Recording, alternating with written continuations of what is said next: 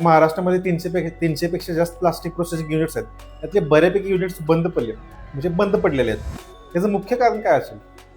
मुळात ज्यावेळेस सांगलीचाच विषय मी सांगायचं म्हटलं तर मला आठवतं चांगलं, वर्ष दीड वर्षापूर्वीची गोष्ट आहे. मुळात जलशक्ती मंत्रालय जे काही आहे केंद्र सरकारचं, यांनी देशभरामध्ये तहसील लेवलवर, तालुका लेवल किंवा ब्लॉक लेवलवर प्रत्येक जिल्ह्याच्या त्या तालुक्यांना एक प्लास्टिक प्रोसेसिंग युनिट बसवण्याची योजना आखली. आता सांगली जिल्ह्यामध्ये सुद्धा अशा प्रकारे इन्व्हेस्टमेंट केली जात होती. पण ज्या पद्धतीच्या मशिनरी बसवल्या जात होत्या किंवा ज्या प्रकारे त्या बसवल्या जात होत्या, मुळात जी काही योजना आहे त्याच्यामध्ये प्रस्तावित असणाऱ्या मशिनरी आणि प्रॅक्टिकली तिथे बसवल्या जाणाऱ्या मशिनरी याच्यामध्ये फार मोठी तफावत होती आणि मुख्य योजनेचा जो उद्देश आहे तो थोडासा बाजूला राहत होता. तर ह्या कारणामुळं आम्ही थोडंसं त्याचा अभ्यास केला तर एक गोष्ट लक्षात आली की कचरा व्यवस्थापनामध्ये ग्रामीण भागातला प्लास्टिक कचरा वेगळा गोळा करून तो सगळा एकत्र करणं, गावागावातून येणारा कचरा एकत्र करणं आणि ह्या वेस्ट मॅनेजमेंट युनिटवर आणून ठेवणं आणि तिथं त्याच्यावर प्रक्रिया करून पुढच्या रिसायकलिंग सिस्टमकडे पाठवणं ही अत्यंत चांगली योजना होती.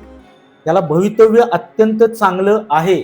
मात्र प्लास्टिक टेक्नॉलॉजीचं ज्ञान नसल्या कारणामुळं आणि त्याचबरोबर ही योजना नेमकी कशासाठी आहे ह्याचा कुठलाही गंध नसल्या कारणामुळं आणि सगळ्यात महत्त्वाचं कारण मला एक सांगता येईल की जिल्हा परिषद केवळ सांगलीचंच नाही पण महाराष्ट्रातल्या कुठल्याही जिल्हा परिषद स्तरावर जर तुम्ही गेलात तर तुम्हाला एक गोष्ट लक्षात येईल की ही युनिट उभं करत असताना तिथं प्लास्टिक तंत्रज्ञान माहीत असेल अशा प्रकारचं तंत्रज्ञ कुठंही अवेलेबल नसल्या कारणामुळं हे जे काही युनिट्स उभी केलेली आहेत ती बऱ्याचदा मी जी काही बघितलेली आहेत ती नॉन टेक्निकल लेवलला उभी केलेली आहेत. इव्हन मशिनरी उभं करताना त्याचं वॉटर लेवल्सवर चेक केलेले आहेत. अशा बऱ्याचशा टेक्निकल अडचणी आहेत की ज्यामुळं ही जी आहे सिस्टम फेल जायला लागले. त्याच्या कॅपॅसिटी ज्या पाहिजे होत्या त्या कॅपॅसिटीची काही ठिकाणी मशीन्स नाही आहेत. या कारणामुळं ज्या कारणासाठी ही मशीन बसवलेली आहेत ते कारण यातनं साध्य होणार नाही तो उद्देश.